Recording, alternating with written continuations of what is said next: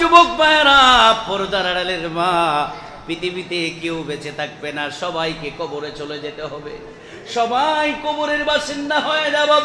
সবাই একদিন এই মসজিদ থাকবে, এই মসজিদ থাকবে, মাইক থাকবে, ফ্যান থাকবে, আমি আর আপনি থাকবো না। আমি ছিলাম না, আমরা কিছুক্ষণ আসি, সামনেও থাকবো না। সবার আসল ঠিকানা কোথায়? বলেন না কোথায়? আরো জোরে বলেন কোথায়? চোখের পলকে তুমি হতে পারো, চিরতরে বন্ধ হবে তোমার নিঃশ্বাস, হবে এলান তোমারই নাম মসজিদের মাইকে। বাড়িওয়ালা নাই রে বাড়ি,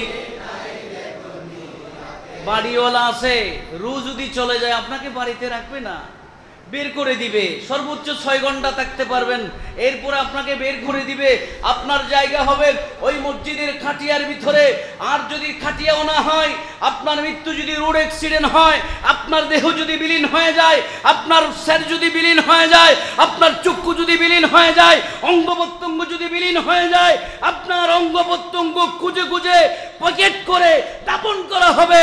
ও যুবক ভাইয়েরা, সেই মৃত্যু আসার আগে আমাদের ঈমান, আমল, আখলাক পরিবর্তনের দরকার আছে না নাই? কথা বলেন আছে না নাই?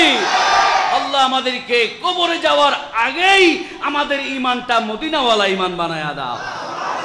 আরো জোরে বলেন।